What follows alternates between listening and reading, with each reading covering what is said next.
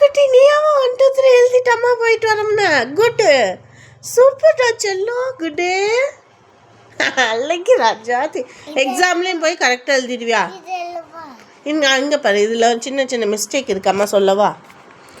இங்கே 6 5 எல்லாம் ஓகே தான் இங்கே 7 போட்டிருக்கீல்ல அது இன்னும் கொஞ்சம் சின்னதாக போடணும் சரியா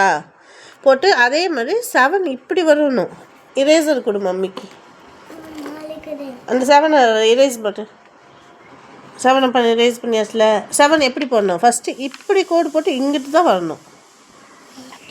no baby no no mummy one time போட்டு காட்டுறேன் கொடுங்க மம்மி ஒன் டைம் போட்டு காட்டுறேன் இப்போ நீ போட்டதெல்லாம் கரெக்டு தான்டா அதவே இங்கிட்டு இந்த பக்கம் புரியுதா எப்படி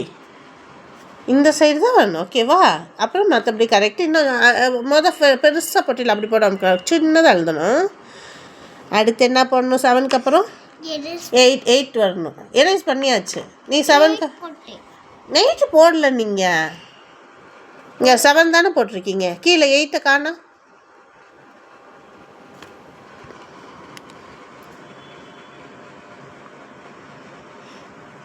வெரி குட் 7க்கு அப்புறம் எப்பயுமே 8 போட்டுருணும் ஓகேவா செல்லம்